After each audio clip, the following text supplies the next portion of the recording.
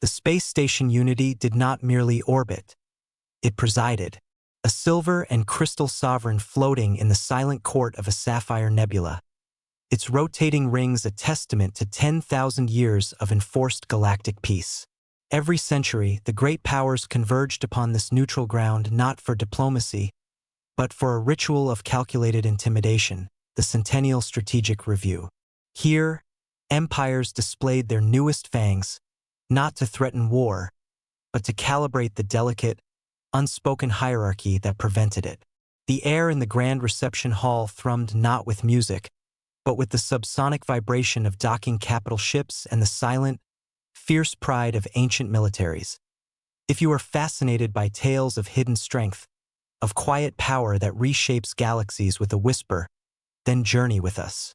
Like, subscribe, and share to join a community that explores the stories written in starlight and strategy. Now, let us enter the hall where history is a spectator, and the future waits in the wings. Supreme Admiral Vex of the Azuri Sovereignty adjusted his formal sash, the iridescent fabric shimmering across his slender, blue-gray torso. His three eyes, blinking in precise sequence, tracked the majestic docking of his fleet's crown jewel, the Shadow's Kiss, through the panoramic viewport. The invitation was a procedural error, he murmured, his voice a dry rustle of leaves. A formality misapplied. To include them, it dilutes the ceremony. Beside him, Battlemaster Tora of the Krell Dominion flexed four powerful shoulders, her crimson scales catching the light like freshly spilled blood. The charter is clear, Vex. FTL capability earns a seat. They achieved it. The question is not their right, but their relevance. She snorted, a puff of vapor in the station's climate-controlled air. What can a child, barely weaned from its cradle rock, possibly show the architects of stellar warfare? Their sentiment was a chorus. Across the hall, Chief Strategist Mech of the Hive Collective punctuated his analysis with rapid mandible clicks, explaining the mathematical perfection of his swarm cloud's coordination to a politely nodding aide. War General Grell of the Stone Federation stood like a mountain carved from granite, his laughter at the human predicament a low, seismic rumble. And Thought Admiral Pax of the Luminina Concord observed it all, her luminous eyes holding galaxies of silent calculation, a faint, amused smile playing on her delicate features. These five beings were the pillars of galactic power. Theirs were the fleets that had carved borders from the void, their technologies the benchmarks of civilized might. And all five, in unspoken agreement, viewed the newest attendees as a cosmic curiosity at best, an embarrassing interloper at worst. The main doors sighed open, a sound usually reserved for the entrance of dignitaries.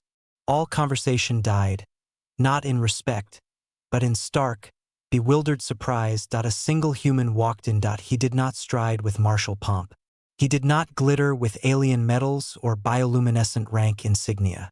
Commander Jack Reynolds of the Terran Systems Command wore a uniform of simple, durable midnight blue, its only adornment a single silver planet and laurel insignia. His face was neither young nor old, but etched with a calm that seemed carved from deep space itself, a tranquility that felt utterly out of place amid the hall's thrumming arrogance.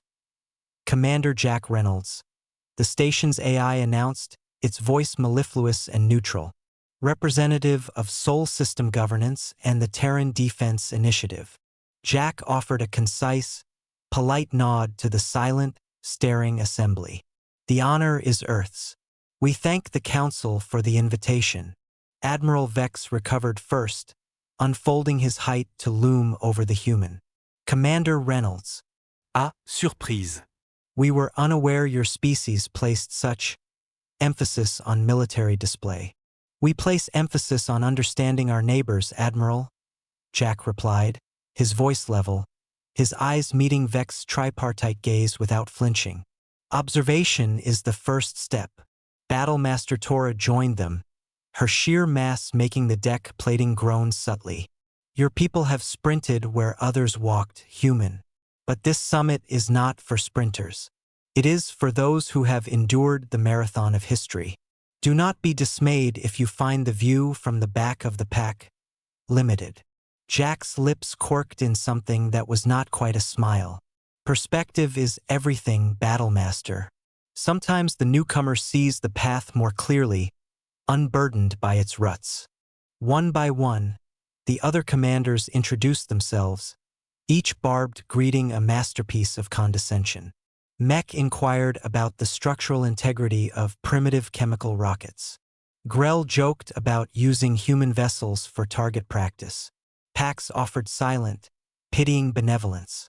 Through it all, Jack Reynolds absorbed the veiled insults like a black hole absorbs light, giving nothing back, not even a flicker of offense. The summons to the presentation chamber cut the tensions short. The chamber was a temple to power, dominated by a holographic sphere that currently displayed unity surrounded by the attending fleets, a constellation of deadly beauty. The 5 commanders took their places on the elevated dais of honor. Jack was shown to a smaller seat off to the side, a physical manifestation of his perceived status. The mediator, a being of shimmering silver plasma contained within her robes, floated to the center. For 100 millennia, this gathering has been the bedrock of stability. Its voice resonated, emanating from everywhere and nowhere. We welcome our newest sibling to the stars. May this showcase foster understanding. The applause was tepid, perfunctory. The demonstrations began. Vex went first, his pride palpable as the hologram depicted the shadow's kiss. It didn't just cloak. It unexisted from sensors, a phantom of perfect stealth. The ultimate predator needs no armor, Vex concluded, his gaze slicing toward Jack. When it is a ghost. Tora followed, her worldbreaker dreadnought filling the display, a city of weapons. This primary cannon fired, and a simulated moon shattered. The language of diplomacy, she growled, is sometimes written in the craters of those who refuse to listen.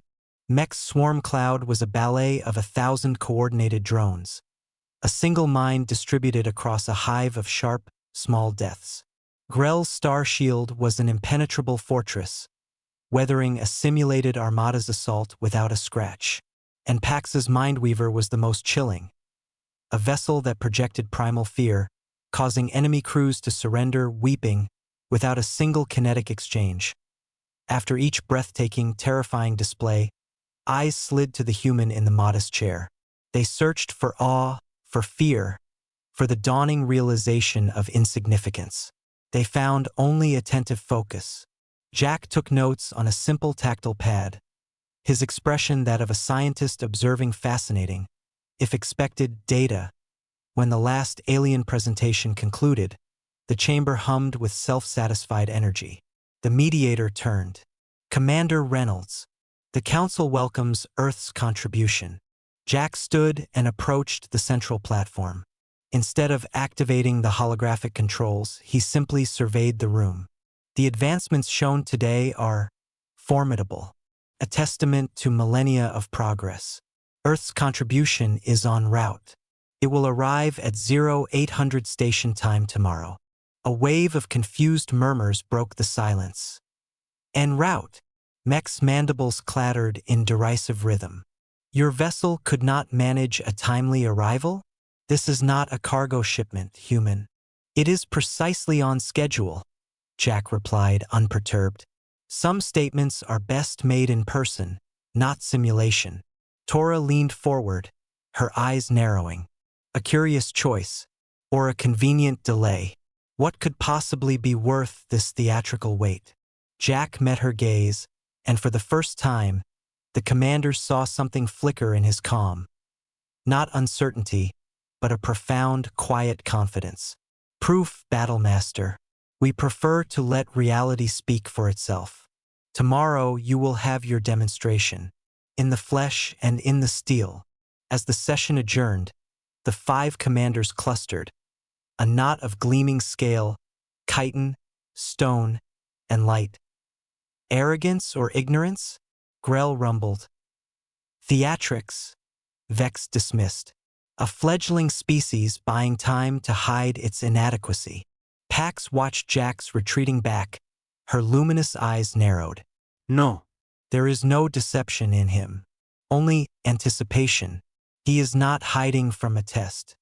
He is preparing to administer one. Unnoticed, as Jack walked the quiet corridor to his quarters, he tapped his wrist. The message was brief, secure, and carried across the light years. Stage is set. Bring her in. Let's give our new neighbors a proper welcome. The evening reception in Unity's Grand Observation Dome was a masterpiece of galactic theater. The curved, transparent alloy offered a breathtaking, star-strewn panorama, against which the silhouettes of the assembled alien fleets hung like exquisite, deadly jewelry. The air thrummed with the subvocal harmonics of 100 species, a sound like wealth and certainty.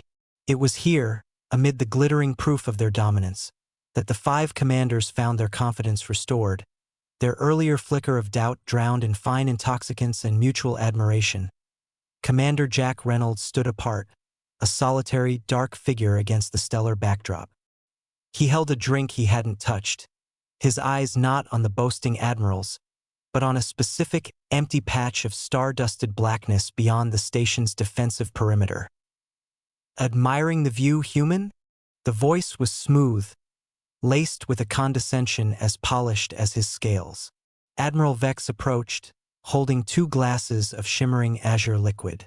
He offered one, or perhaps calculating the vast gulf between what is out there and what you have. Jack accepted the glass with a nod. I'm appreciating the engineering, Admiral. Each ship tells a story of its makers.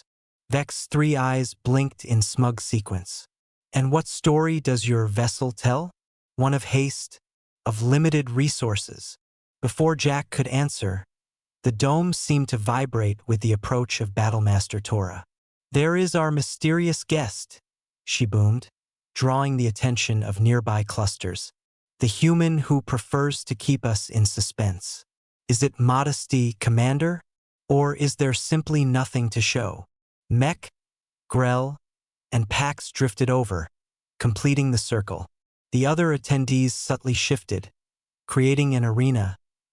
Jack took a small, deliberate sip. The liquid was sweet and cold, with an afterburn like static. Earth has a saying, never show your cards too early.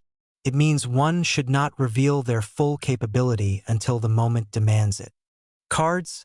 A game term. Mech clicked, translating. You see this as a game? I see it as a demonstration of principles, Jack replied, his calm a rock in their sea of provocation. Yours is the principle of displayed dominance. Ours is the principle of strategic reserve. Grell's laugh was the sound of grinding tectonics. Reserve? You speak like a pauper guarding his last coin. You have had starships for a blink in time. What reserve could you possibly have? Jack turned, his gaze sweeping across the 5 formidable beings. A question. How many major interstellar conflicts has your civilization fought in the last 500 standard years? The question landed with the weight of an unexpected physical blow. It was gauche, unmilitary, personal. Tora recovered first, her pride bristling. The Krell Dominion has fought 3 campaigns of expansion. All decisive, all victorious. 2 wars of border consolidation, Vex stated, as if reciting a glorious pedigree. The Hive has engaged in 4 defensive actions to protect our swarm space. Mech clicked. 1. The War of Stone Song. 3 centuries passed. Grell rumbled, his stony face unreadable. Pax's voice was a soft chime. The Luminina Concord has undertaken 1 defensive action. We find physical conflict inefficient. Jack nodded as if collecting data points. Earth, he said, and the single word silenced the dome more effectively than a scream. In the 500 years before we left our homeworld, we fought over 372 major wars. In our entire recorded history, we have fought over 15,000. Our most devastating conflict killed approximately 100 million of us in 6 years. We have ended wars with weapons that could, and nearly did, render our biosphere uninhabitable.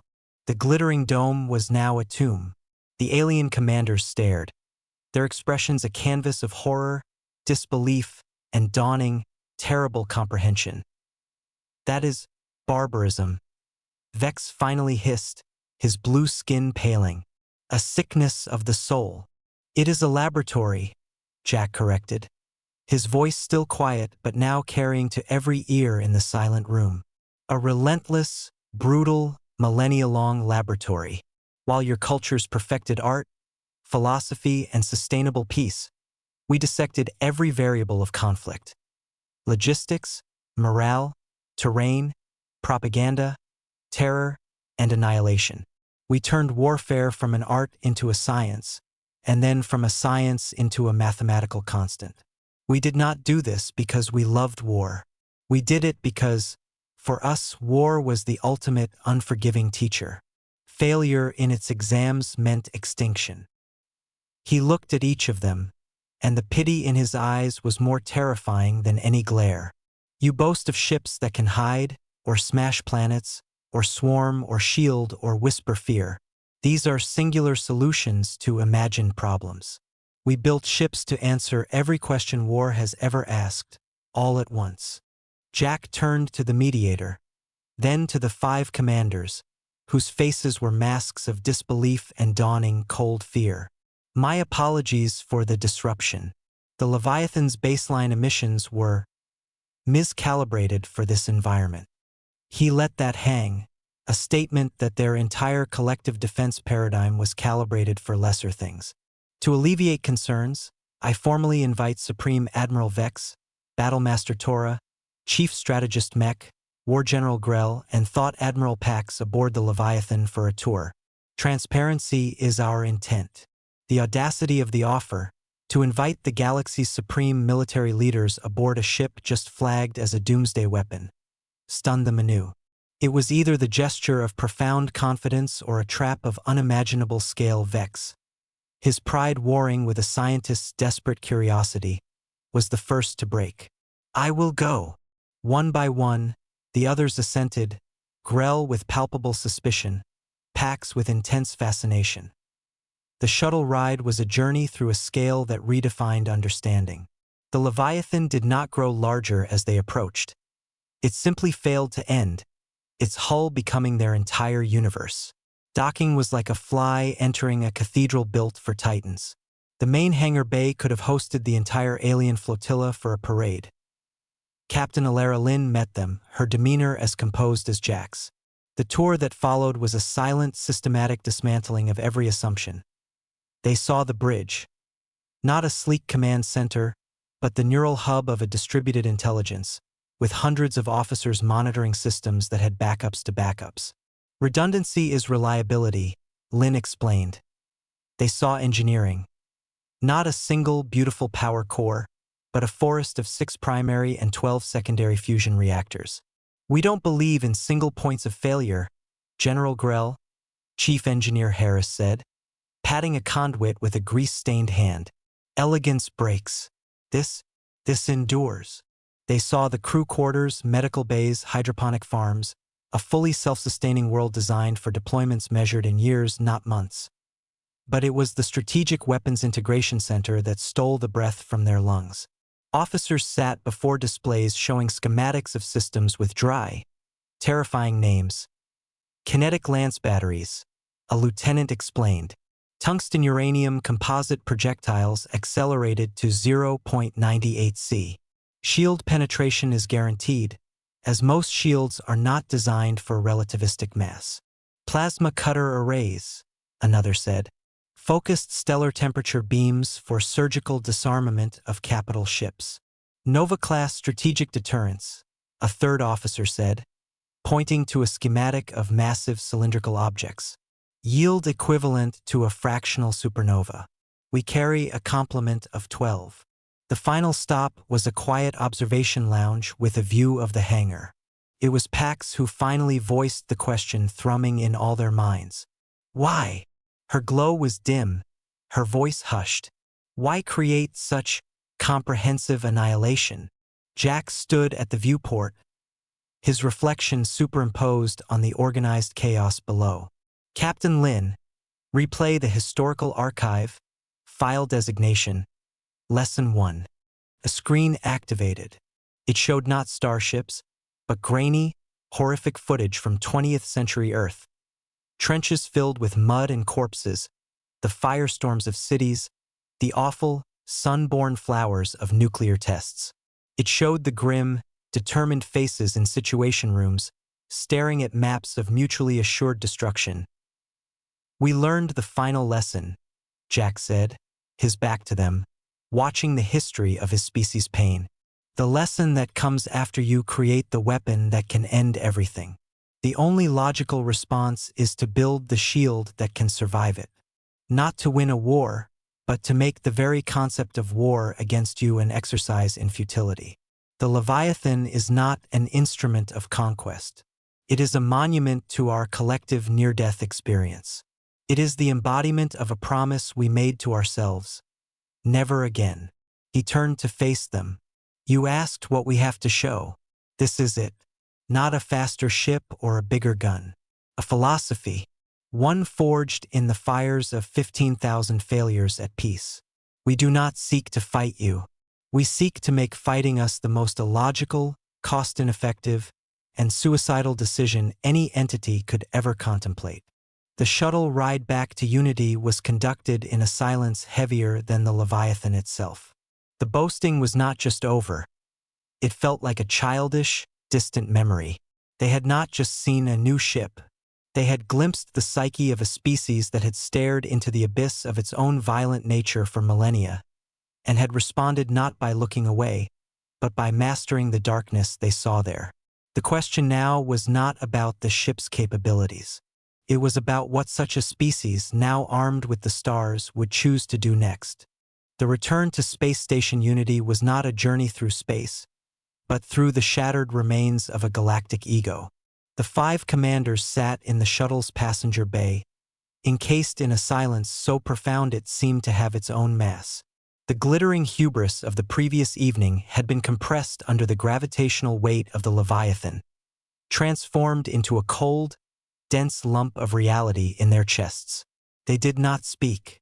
What words could frame the view from the bottom of a well you had not known you were standing over? As they disembarked into the station's bustling main concourse, they were immediately besieged. Aides, junior officers, and curious diplomats swarmed, their questions a frantic buzz. "Battlemaster, the size readings, they cannot be accurate. Admiral Vex, what of its weaponry? General Grell, is it a bluff? Some form of holographic projection." Tora silenced her retinue with a single, sharp gesture that spoke of volcanic pressure barely contained. "The readings are accurate. It is no bluff."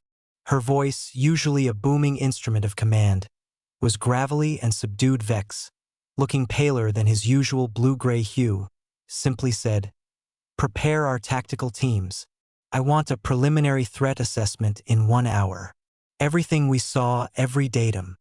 His 3 eyes were distant, already replaying the tour, searching for the flaw, the vulnerability his pride desperately needed to find. He found none. Only relentless, overbuilt redundancy. Only Pax seemed outwardly composed, but her internal luminescence pulsed with a rapid, anxious rhythm visible through her semi-translucent skin. She had not just seen a ship. She had felt the psychic contour of its crew, a collective mindset of disciplined, focused intensity, utterly devoid of the fear or arrogance she was accustomed to sensing in warriors. It was the emotional signature of master craftsmen, not conquerors. The formal summons from the council mediator arrived before any of them could fully process their notes. The message was simple. The Leviathan had been cleared for a live-fire demonstration. A suitable target zone had been designated in the outer system, the debris field of a shattered protoplanet, a graveyard of rock and ice. The session would commence in 2 hours. The observation dome was now an amphitheater of suspense. Every delegate, every attaché, every scholar with even marginal security clearance pressed for a view. The air was thick with the scent of ozone from overworked environmental systems and the phenomenal tang of collective anxiety. The 5 commanders stood at the central viewing platform, a united front of solemnity. Jack Reynolds joined them, offering a respectful nod that was returned with stiff, wary acknowledgement. The main holographic sphere shimmered to life, showing the Leviathan holding position at the edge of the sprawling debris field. The asteroid chunks ranged from pebbles to mountains, tumbling in the silent ballet of celestial wreckage. Captain Lin reports ready, Commander.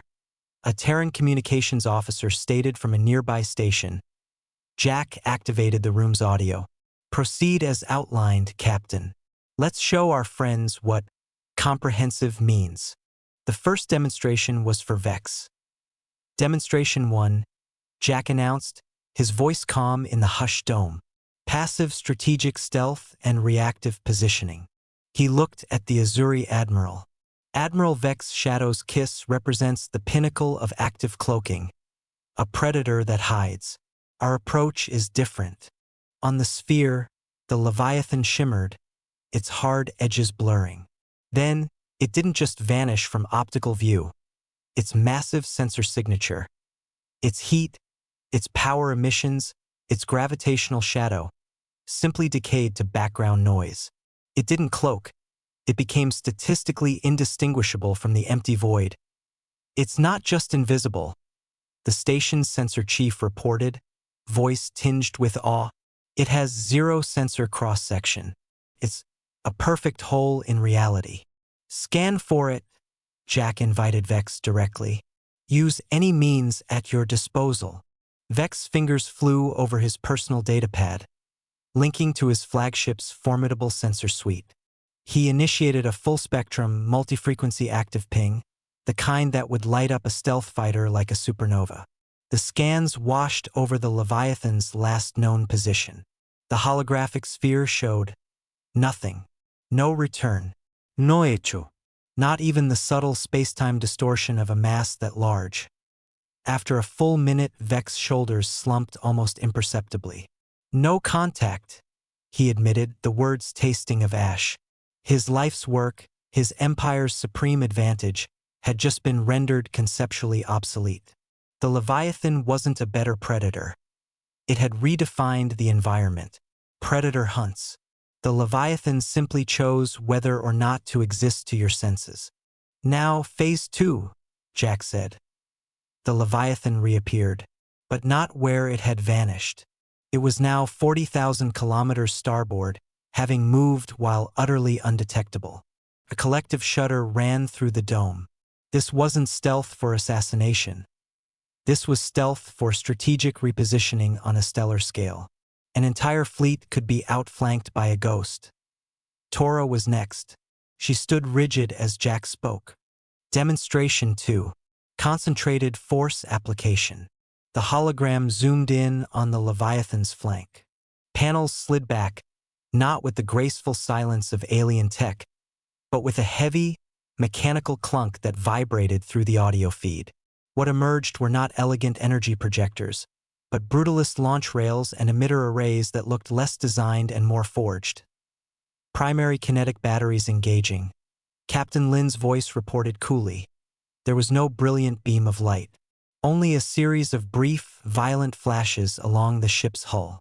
On the hologram, 6 asteroid chunks, each the size of Unity itself, simply ceased to be. One moment they were tumbling mountains of rock and iron. The next, they were an expanding, superheated plasma cloud, vaporized by projectiles moving at a significant fraction of light speed. Yield equivalent to your standard thermonuclear warhead, Jack commented, as if discussing engine efficiency. Per projectile. Delivery time, near instantaneous at intrasystem ranges. Shield penetration, total. Before the plasma clouds had even begun to dissipate, the Leviathan fired again. This time, lances of pure, contained starfire. Plasma cutters erupted not to destroy, but to sculpt. They sliced a remaining asteroid mountain into a dozen perfectly segmented slabs, the cuts glowing molten orange.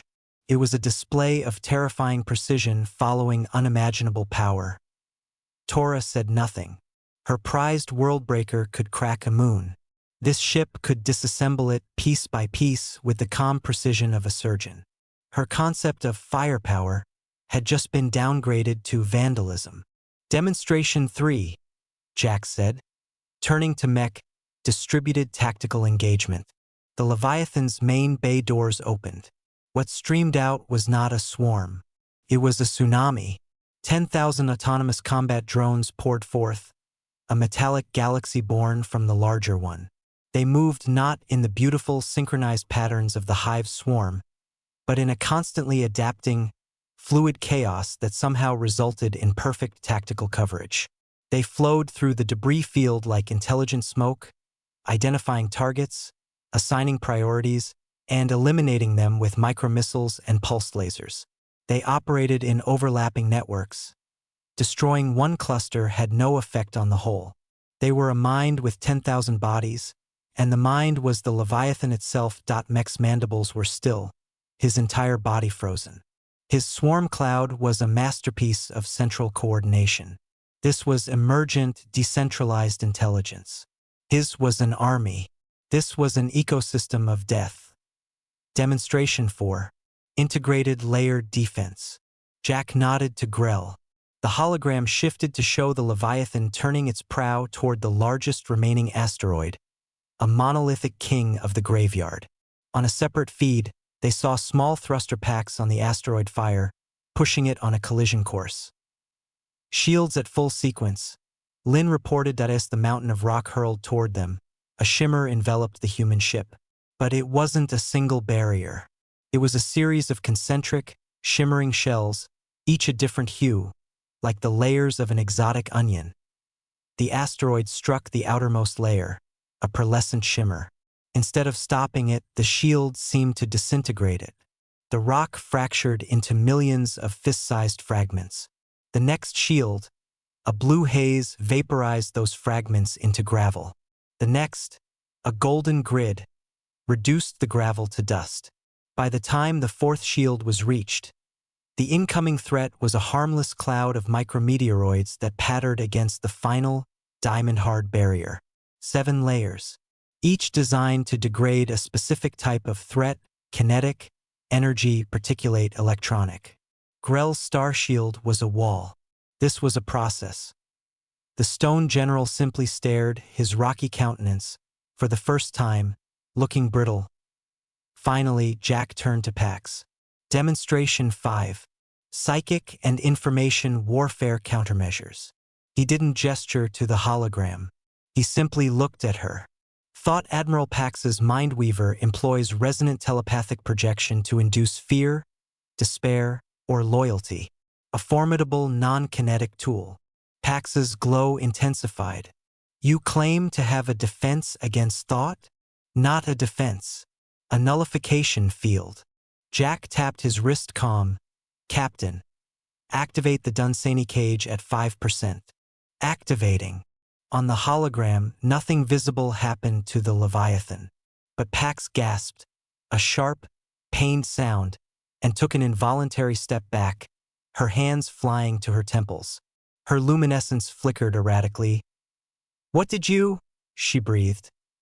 A low-level, standing psychic null field has been active around the Leviathan since it entered the system, Jack explained, his tone clinical. It creates a form of psychic white noise. At its current setting, it causes mild disorientation to telepathic species. At full power, it would render any form of extrasensory perception or projection within a 500,000-kilometer radius impossible. It doesn't block your gift, Admiral. It makes the medium it travels through incoherent. The revelation was, in its own way, the most profound. They had faced the physical might. But this was a declaration that humanity had waged war on every possible battlefield, including the interior landscape of the mind itself. There was no domain of conflict they had not studied, weaponized, and then armored against. The demonstration concluded. The Leviathan recalled its drones, its shields winked out, and it resumed its silent, monstrous vigil. In the dome, the silence was absolute, broken only by the hum of life support. Jack powered down the hologram. What you have witnessed today are not weapons of conquest. They are instruments of a singular doctrine, the guaranteed defense posture. The Leviathan exists to make the cost of aggression incalculable and its success inevitable. We built it not to fight the wars we imagine, but to end the very idea of war with us before it begins. The mediator floated forward, its silver form pulsing slowly. The council requires clarification, Commander Reynolds. You possess this capability. What are your intentions? Jack met the gaze of each commander, then addressed the room. For millennia, Earth's strategy was born of paranoia, a fear of the external threat. We have matured. We now understand that the ultimate security does not lie in being the strongest in isolation, but in being the indispensable partner in a secure whole. He let the concept hang, alien and revolutionary. Earth does not seek to rule the Council. We propose a treaty, a strategic defense integration framework. In exchange for shared access to our defensive technologies and the protective umbrella of our fleet, we ask for full integration into the galactic community. Shared scientific knowledge, cultural exchange, open economic pathways. We offer our strength not as a blade held to your throat, but as a shield held for you. The chamber erupted, not in cheers, but in a tumultuous wave of shouts, questions, and debate. The 5 commanders were swept into a maelstrom of aides and diplomats. But in a quiet corner, they found a moment. A shield? Tora mused, the word foreign on her tongue. They could have taken anything, Vex said, his voice hollow. Why offer it? Because, Pax said, her glow steadying into a warm, sure light. They are not what we feared. They are what we failed to imagine. A warrior who has seen so much battle that his only remaining desire is to ensure no one else ever must. They are offering to stand guard so that we can finally, truly, lay down our arms. Grell gave a slow, grinding nod. A strong wall makes for peaceful neighbors. Mech's mandibles clicked once, decisively. Their distributed intelligence model, applied to peaceful logistics, to disaster response. The applications are staggering. They looked at each other, and for the first time, the unity among them was not born of shared superiority, but of shared revelation and shared relief. 3 days later, the vote was unanimous. The Galactic Concord ratified the Sol System Treaty. The Terran Strategic Defense Initiative was formally integrated into a new, unified Galactic Shield Command on the observation deck, watching the Leviathan prepare to depart alongside the Shadow's Kiss, the Worldbreaker, and the other ships, now not rivals but escorts in a new formation. Jack stood with the 5 commanders. A question, Commander, Vex said, his tone now one of collegial curiosity. The Leviathan, you called it mid-range. Was that a diplomatic understatement? Jack smiled, a genuine one that reached his eyes. It is one of 37 capital ships of its class currently in service. We have 12 larger, command-level Titan vessels under construction at the shipyards around Jupiter. The first, the Aegis, will be ready for its shakedown cruise next year. You'll be invited. The 5 commanders absorbed this, not with fear, but with a sense of profound, galactic-scale security. The strongest being in known space had just shown them its blueprints and asked to be friends. As the Allied flotilla jumped into the shimmer of FTL, Jack remained at the viewport. A young Terran lieutenant approached. Sir, a message from Earth Command. They're calling it the diplomatic masterstroke of the millennium. Jack watched the stars, thinking of trenches and firestorms and the fragile blue marble that had spawned such fearful, magnificent children. It's not diplomacy, Lieutenant, he said softly. It's finally, after 10,000 years of homework, graduating from the School of War. We're not masters of the galaxy. We're its graduate teaching assistants. Our job now isn't to fight the old battles. It's to make sure nobody else ever has to take the final exam. The galaxy had awaited a conqueror. Instead, it had found a guardian. And in that realization, whispered from command decks to council halls, a new and deeper peace was born.